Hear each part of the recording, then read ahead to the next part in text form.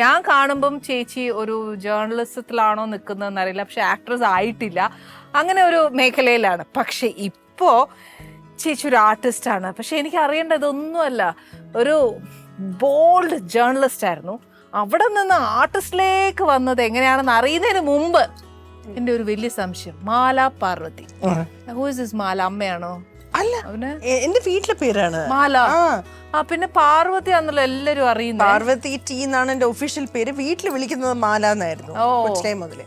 അപ്പൊ ഈ സിനിമയിൽ വന്നപ്പോ ഓർമ്മയില്ലേ, സുപ്രഭാതം പാർവതി, തിരുവനന്തപുരത്തെ പാർവതി, അങ്ങനെ പല ഐഡന്റിറ്റിയിലായിരുന്നു, പല പാർവതിയായിരുന്നു ആൾക്കാർ ഐഡന്റിഫൈ ചെയ്യാനായിട്ട്. പക്ഷെ സിനിമയിൽ വന്നപ്പോ എന്റെ മെയിൽ ഐ ഡി മാല പാർവതി അങ്ങനെയാ. അപ്പോൾ ഒരു ഇന്റർവ്യൂവിന്റെ സമയത്ത് പെല്ലിശ്ശേരി അദ്ദേഹം ചോദിച്ചു, ഈ പേര് തന്നെ സിനിമയിൽ യൂസ് ചെയ്തോടെ ഒരു ഐഡന്റിറ്റി ആവുമല്ലോ. അപ്പം ഞാനൊരു ഇന്റർവ്യൂ എടുക്കുമായിരുന്നു, ബിവെയർ ഓഫ് ഡോഗ്സിന്റെ സിനിമയാണ്. ഞാൻ പറഞ്ഞു ശരി, നിങ്ങൾ അങ്ങനെ കൊടുത്തോളൂ. അപ്പം അങ്ങനെ അദ്ദേഹമാണ് ശരിക്കും മാല പാർവതി എന്നാണ് പേര് എന്ന് പറഞ്ഞിട്ട് ഇന്റർവ്യൂവിൽ പറയുന്നത്. അങ്ങനെ ആ പേര് അങ്ങനെ ചുരുക്കം പറഞ്ഞാൽ ചേച്ചിക്ക് പേര് അങ്ങനെ വേണം ഇടായിരുന്നത്. മാല എന്ന് പറഞ്ഞ മഹാലക്ഷ്മി ഷോർട്ട് ഫോം. പിന്നെ എന്റെ ആനി സ്കെച്ചിൽ മഹാലക്ഷ്മിയാണ് വന്നത്. മാല പാർവതി ചേച്ചി. പക്ഷെ ഞാൻ പരിചയപ്പെടുന്ന ആ കാലം തൊട്ട് ചേച്ചി ഭയങ്കര സോഫ്റ്റാണ്. പക്ഷെ ഒരു ജേർണലിസ്റ്റ് എന്ന നിലയ്ക്ക് ചേച്ചി ഭയങ്കര ബോൾഡായിരുന്നു ഞാൻ കേട്ടിട്ടുണ്ട്. ചേച്ചി ഞാൻ മനസ്സിലാക്കിയത്തോളം ചേച്ചി ഭയങ്കര സോഫ്റ്റ് ആയിരുന്നു. ആ ജേർണലിസ്റ്റ് പാർവതിയെ കുറിച്ച് ഒന്ന് പറയാമോ? ജേർണലിസ്റ്റ് എന്ന് എന്നെ കുറിച്ച് പറയാൻ പറ്റത്തില്ല. ഞാൻ പഠിച്ചത് സൈക്കോളജിയാണ്. പക്ഷെ എൻ്റെ ജോലിയുടെ കരിയറിൻ്റെ ഭാഗമായിട്ട് ഞാൻ ഈ ടെലിവിഷനിലും ഒക്കെ ഒരുപാട് ഇന്റർവ്യൂസും ജോലിയും ഒക്കെ ചെയ്യുന്ന അങ്ങനെ ഒരു കാലഘട്ടം ഉണ്ടായി. 95 to 2007 ഈ പ്രൊഫഷൻ ഇഷ്ടമായിരുന്നു.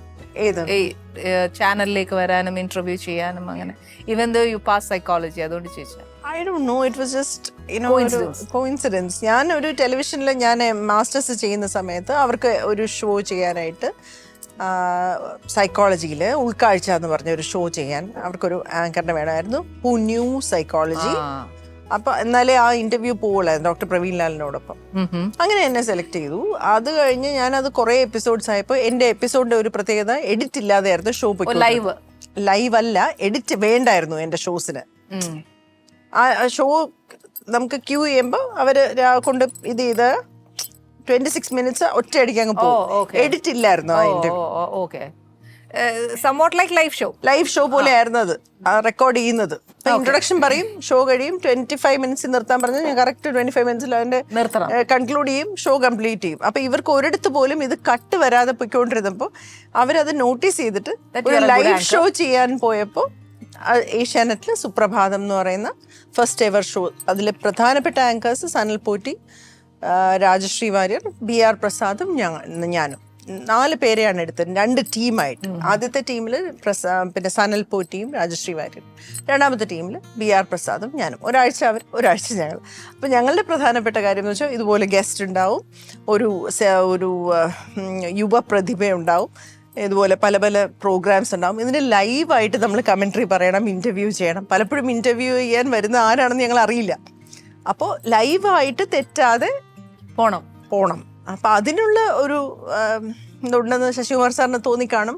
സുരേഷ് പട്ടാലി, അശോകൻ PV ഒരു ടീമായിരുന്നല്ലോ, സക്രിയ സാറൊക്കെ ഉള്ള, അവരാണ് സെലക്ട് ചെയ്തത്. അങ്ങനെ ഇറ്റ് ജസ്റ്റ് ഹാപ്പൻഡ് ദാറ്റ് ഞാൻ അങ്ങനെ ഒരു മേഖലയിലേക്ക് മീഡിയയിലേക്ക് വന്നു എന്നുള്ളത്. അത് 2007 വരെ പാരലായിട്ട് അങ്ങനെ പോയി. ഇടയ്ക്ക് ബ്രേക്കുകൾ ഉണ്ടായിരുന്നു ഡെഫിനറ്റ്ലി. അപ്പൊ ഈ സൈക്കോളജി ചേച്ചിനെ കുറെ ഹെൽപ്പ് ചെയ്തിട്ടുണ്ട് to be a journalist? Actually not. രണ്ടാമത് ഒരുപാട് എനിക്ക് ഹാർഡ് വർക്ക് ചെയ്യുകയും പഠിക്കുകയും പുതിയതായ മേഖലയായിരുന്നല്ലോ. അപ്പൊ ഞാൻ ഒരുപാട് കാര്യങ്ങൾ പഠിക്കുകയും അങ്ങനെ സൈക്കോളജി എന്നെ ഈ മേഖലയിൽ ഹെൽപ്പ് ചെയ്തിട്ടുണ്ടോ എന്ന് ചോദിച്ചാൽ ഇതൊരു പുതിയ മേഖലയല്ല, അതിന് വേറെ തന്നെ പഠനങ്ങൾ ആവശ്യം വന്നിട്ടുണ്ട്. ഹാർഡ് വർക്ക് ആയിരുന്നു ജേർണലിസം? ഹാർഡ് വർക്ക് ഉണ്ടായിരുന്നു. എനിക്ക് പഠിക്കാൻ ഇഷ്ടമാണ്, അതിൽ ഇടയ്ക്കിടയ്ക്ക് LLBക്ക് ജോയിൻ ചെയ്യാം. ഈ ജേർണലിസ്റ്റിൽ ഭയങ്കര ബോൾഡ് ആയിരിക്കണം എന്ന് പറയും ജേർണലിസ്റ്റുകൾ ബേസിക്കലി. ആണോ? അങ്ങനെ ആവണം? നമുക്ക് സത്യം പറയാനോ ക്വസ്റ്റ്യൻസ് ചോദിക്കാനോ ഭയം ഉണ്ടാവരുത് എന്ന് പറയുന്ന ഒരു കാര്യമുണ്ട്. അത് ബോൾഡ് എന്നുള്ള അർത്ഥത്തിൽ അല്ല, നമ്മൾ സെൻസിറ്റീവായ വ്യക്തികളാകുന്നതുകൊണ്ടാണ്. നമുക്കിപ്പോൾ ചുറ്റുമുള്ളവരോട്, ചുറ്റുപാടിനോട്, അല്ലെങ്കിൽ നമ്മളെ നമുക്കറിയുന്ന കാര്യങ്ങളോട്, മനസ്സിലാക്കുന്ന കാര്യങ്ങളോട് ഓപ്പണായിട്ട് ക്വസ്റ്റ്യൻ ചോദിക്കാനും അതിനെക്കുറിച്ചൊരു പരിഹാരം ഉണ്ടാവണമെന്ന് വിചാരിക്കുന്നത് ഒരു സെൻസിറ്റീവ് മനസ്സുകൊണ്ടും ആവാം. എന്നെക്കുറിച്ച് പൊതുവേ ഇപ്പം ഒരുപാട് പേരൊക്കെ ഈ ഓൺലൈൻ വഴിയൊക്കെയാണല്ലോ നമ്മളെക്കുറിച്ച് അറിയുന്നത്. അപ്പോൾ അവരൊക്കെ പറയുന്നത് ഭയങ്കര അഗ്രസീവ്, തൻ്റെടി, അങ്ങനെ ഒരാളായിട്ട് തോന്നിയിട്ടുണ്ടോ? എനിക്ക് ഒരിക്കലും തോന്നിയിട്ടില്ല. പക്ഷെ ജസ്റ്റിസിന് വേണ്ടി വാദിക്കുന്ന ഒരു വ്യക്തിയായിട്ട് തോന്നിയിട്ടുണ്ട്. ആ സമയത്ത് ഞാൻ അങ്ങനെ സംസാരിക്കും. ബിക്കോസ് അതൊരു വിഷയമാണ്.